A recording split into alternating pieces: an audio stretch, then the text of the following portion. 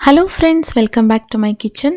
ಇವತ್ತು ಹಬ್ಬದ ನೈವೇದ್ಯಕ್ಕೆ ಮಾಡುವಂತಹ ಸಾಂಪ್ರದಾಯಿಕ ಸಿಹಿ ತಿನಿಸು ಖರ್ಜೂರದ ಸುಕ್ಕಿನುಂಡೆ ಅಥವಾ ಸುಕ್ರುಂಡೆ, ಇದನ್ನು ಹೇಗೆ ಮಾಡೋದು ಅಂತ ತೋರಿಸ್ತಾ ಇದ್ದೀನಿ. ಇದು ಹಬ್ಬ ದಿನಗಳ ಗಡಿಬಿಡಿಯ ನೈವೇದ್ಯಕ್ಕೆ ಹೇಳಿ ಮಾಡಿಸಿದಂಥ ತಿಂಡಿ. ಯಾಕಂದರೆ ಇಲ್ಲಿ ನಾವು ಪಾಕ ತೆಗೆಯುವ ಅವಶ್ಯಕತೆ ಇಲ್ಲ. ಹೇಗೆ ಮಾಡೋದು ಅಂತ ನೋಡೋಣ. ಮೊದಲಿಗೆ ಒಂದು ಅರ್ಧ ಕಪ್ ಅಕ್ಕಿನ ತೊಳೆದು ನೆನೆಸಿಟ್ಕೋಬೇಕು.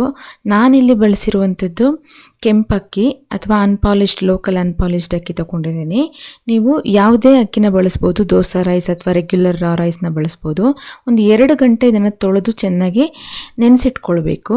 ನೆನೆಸಿಟ್ಕೊಂಡ್ಮೇಲೆ ಆ ಎಕ್ಸ್ಟ್ರಾ ನೀರೆಲ್ಲ ತೆಗೆದುಬಿಟ್ಟು ಒಂದು ಹಿಟ್ಟನ್ನಾಗಿ ರುಬ್ಕೊಳ್ಬೇಕು. ಇದನ್ನು ರುಬ್ಕೊಳ್ಳುವಾಗ ನಾವು ಇದನ್ನು ಮಿಕ್ಸಿ ಜಾರಿಗೆ ಹಾಕ್ಕೊಂಡು ಸ್ವಲ್ಪ ನೀರನ್ನ ಹಾಕ್ಕೊಂಡು ಜೊತೆಗೆ ಸ್ವಲ್ಪ ಉಪ್ಪು ಮತ್ತು ಒಂದು ಸ್ವಲ್ಪ ಅರಿಶಿನ ಇದೆರಡನ್ನು ಹಾಕಿ ನುಣ್ಣಗೆ ರುಬ್ಕೊಳ್ಬೇಕು. ಬರೀ ಅಕ್ಕಿ ಬಳಸಿರೋದ್ರಿಂದ ನೀರು ಜಾಸ್ತಿ ಹಾಕೋದು ಬೇಡ. 1-2 ಚಮಚ ನೀರು ಹಾಕಿದ್ರೆ ಸಾಕು. ಹಿಟ್ಟಿನ ಹದ ಹೇಗಿರಬೇಕು ಅಂತಂದರೆ ಇವಾಗ ತೋರಿಸ್ತಾ ಇದ್ದೀನಿ ನೋಡಿ. ನಾವು ಮಾಮೂಲಿ ದೋಸೆ ಹಿಟ್ಟು ಮಾಡ್ಕೊಳ್ತೀವಲ್ಲ, ರೆಗ್ಯುಲರ್ ದೋಸೆ, ಅದಕ್ಕಿಂತ ಸ್ವಲ್ಪ ನೀರು ದೋಸೆ ಹಿಟ್ಟಿನ ಥರನೇ ಇದು ನಾವು ಮಾಡ್ಕೊಳ್ಳೋದು. ಆದರೆ ಅಷ್ಟು ನೀರಿಲ್ಲ. ಇಷ್ಟು ಈ ಕನ್ಸಿಸ್ಟೆನ್ಸಿನಲ್ಲಿದ್ದರೆ ನಮಗೆ ಮುಂದೆ ಕರಿಯೋದಕ್ಕೆ ಸುಲಭ ಆಗುತ್ತೆ. ಇದರಲ್ಲಿ ಅದ್ಬಿಟ್ಟು ಇದನ್ನು ಒಂದು ಸೈಡಲ್ಲಿ ಇಟ್ಕೊಳ್ಳೋಣ. ನೆಕ್ಸ್ಟ್ ಇವಾಗ ಮೇನ್ ಇಂಗ್ರೀಡಿಯೆಂಟು ಬಳಸ್ತಾ ಇರೋದು ನಾನು ಖರ್ಜೂರ. ನೋಡಿ, ನಾನಿಲ್ಲಿ ಈ ವೆರೈಟಿ ಸಾಫ್ಟ್ ಡೇಟ್ಸ್ ತೊಗೊಂಡಿದ್ದೀನಿ. ನೋಡಿ, ಇಲ್ಲಿ ಇದರೊಳಗಡೆ ಬೀಜ ಇರುತ್ತೆ, ಆದರೆ ಬಹಳ ಸಾಫ್ಟ್ ಇರೋದ್ರಿಂದ ನಾವು ಇದನ್ನು ಬೀಜವನ್ನು ಸುಲಭವಾಗಿ ತೆಕ್ಕೊಂಡು ಇದನ್ನು ಬಳಸೋದಕ್ಕೆ ಸುಲಭವಾಗುತ್ತೆ. ತುಂಬ ಮೃದುವಾಗಿರುತ್ತೆ ಇದು. ಇದನ್ನು ಏನು ಮಾಡಬೇಕು ಅಂದರೆ ಇವಾಗ ಇದರೊಳಗಿರೋ ಬೀಜ ಎಲ್ಲ ನಾನು ತೆಕ್ಕೊಂಡು ರೆಡಿ ಮಾಡಿ ಇಟ್ಕೊಂಡಿದ್ದೀನಿ. ನೆಕ್ಸ್ಟು ಇದಕ್ಕೆ ನಾವು ಸ್ವಲ್ಪ ಬೆಲ್ಲ ಅಥವಾ ಸಕ್ಕರೆ ಎರಡನ್ನು ಹಾಕಿ ಒಂದು ಪೇಸ್ಟ್ ಮಾಡ್ಕೊಳ್ಬೇಕು, ರುಬ್ಕೊಳ್ಬೇಕು. ಇದನ್ನು ನಾನು ಸಾಫ್ಟ್ ಡೇಟ್ಸ್ ಆಗಿರೋದ್ರಿಂದ ಮಿಕ್ಸಿಗೆ ಹಾಕ್ತಾ ಇದ್ದೀನಿ. ಮಿಕ್ಸಿಗೆ ಹಾಕಿಬಿಟ್ಟು ಅದಕ್ಕೇ ಸ್ವಲ್ಪ ಅಂದರೆ ಒಂದು ಅರ್ಧ ಕಪ್ಪು, ನಾನು ತೊಗೊಂಡಿರೋದು ಹತ್ತಿರ 400 ಗ್ರಾಮ್ ಆಗುವಷ್ಟು ಡೇಟ್ಸ್, ಅದಕ್ಕೆ ಒಂದು ಅರ್ಧ ಕಪ್ ಆಗುವಷ್ಟು ಬ್ರೌನ್ ಶುಗರ್ ತೊಗೊಂಡಿದ್ದೀನಿ. ನೀವು ರೆಗ್ಯುಲರ್ ಶುಗರ್ ಅಥವಾ ಬೆಲ್ಲದ ಪುಡಿ ಎರಡನ್ನು ಬಳಸ್ಬೋದು. ನೋಡಿ, ಇವಾಗ ಇದು ನೀರು ಏನು ಹಾಕದೆ ನಾವು ಇದನ್ನು ಈ ಥರ ಪೇಸ್ಟ್ ಮಾಡ್ಕೋಬೇಕು. ಒಂದು ವೇಳೆ ನಿಮಗೆ ಇದರಲ್ಲಿ ಮಿಕ್ಸಿಲಿ ಮಾಡೋದಕ್ಕಾಗಲಿಲ್ಲ ಅಂದರೆ ನಿಮ್ಮ ಹತ್ರ ಕುಟ್ಟಾಣಿ ಇದ್ದರೆ ಸುಲಭವಾಗಿ 3-4 ಪೋರ್ಷನಲ್ಲಿ ನೀವು ಅದನ್ನು ಕುಟ್ಕೊಂಡ್ರೆ ಸುಲಭವಾಗಿ ಇದು ಪೇಸ್ಟ್ ಆಗಿಬಿಡುತ್ತೆ.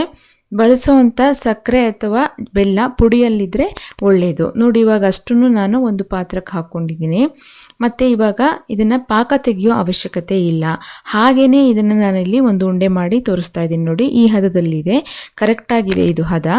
ಇದಕ್ಕೆ ಇವಾಗ 1-2 ಚಮಚ ನಾವು ತುಪ್ಪನ ಸೇರಿಸ್ಕೊಳ್ಳೋಣ.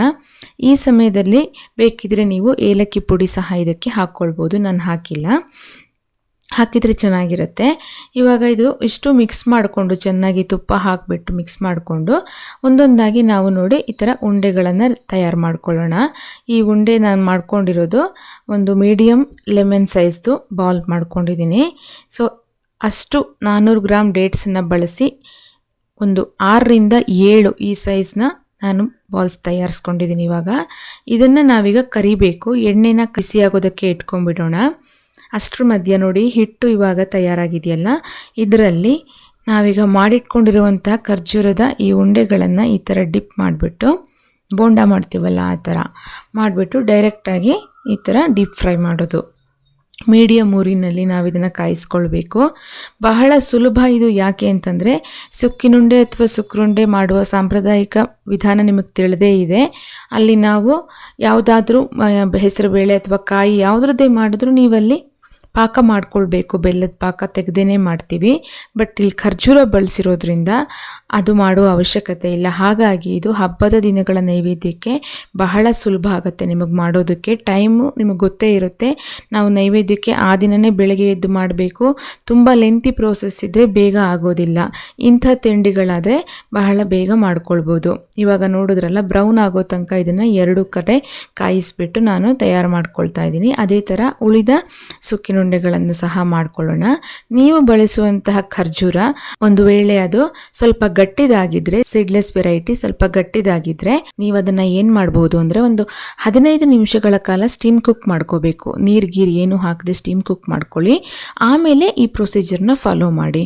ನೋಡಿ, ಇವಾಗ ನಾನು ತಯಾರಿಸಿಟ್ಕೊಂಡಂತಹ ಈ ಖರ್ಜೂರದ ಸುಕ್ಕಿನುಂಡೆಗಳು ಹೇಗೆ ಕಾಣಿಸ್ತಾ ಇದೆ ನೋಡಿ. ಇದನ್ನು ನಾನು ಜೋಡಿಸ್ಕೊಳ್ತಾ ಇದ್ದೀನಿ ಒಂದೊಂದಾಗಿ. ಬಹಳ ಚೆನ್ನಾಗಿ ಕಾಣ್ತಾ ಇದೆ ಇದು ನೋಡೋದಕ್ಕೆ ಸಹ. ಮತ್ತು ಶ್ರೇಷ್ಠವಾದ ನೈವೇದ್ಯ ಅಂತಲೂ ಹೇಳ್ಬೋದು. ಸುಲಭವಾಗಿ ಮಾಡಿಕೊಳ್ಳುವಂಥ ಈ ಖರ್ಜೂರದ ಸುಕ್ರುಂಡೆಯನ್ನು ಬರುವ ಹಬ್ಬಗಳಿಗೆ ನೀವು ಮಾಡಿ ನೋಡಿ, ಮತ್ತು ಹೇಗೆ ಬಂತು ಅಂತ ನನಗೆ ಕಮೆಂಟ್ ಸೆಕ್ಷನಲ್ಲಿ ಬರೆದು ತಿಳಿಸಿ. ಈ ರೆಸಿಪಿ ನಿಮಗೆ ಇಷ್ಟ ಆದರೆ ಲೈಕ್ ಮಾಡಿ, ಶೇರ್ ಮಾಡಿ, ನನ್ನ ಚಾನಲ್ನ ಸಬ್ಸ್ಕ್ರೈಬ್ ಮಾಡ್ಕೊಳ್ಳೋದಕ್ಕೆ ಮರಿಬೇಡಿ. Thank you so much for watching.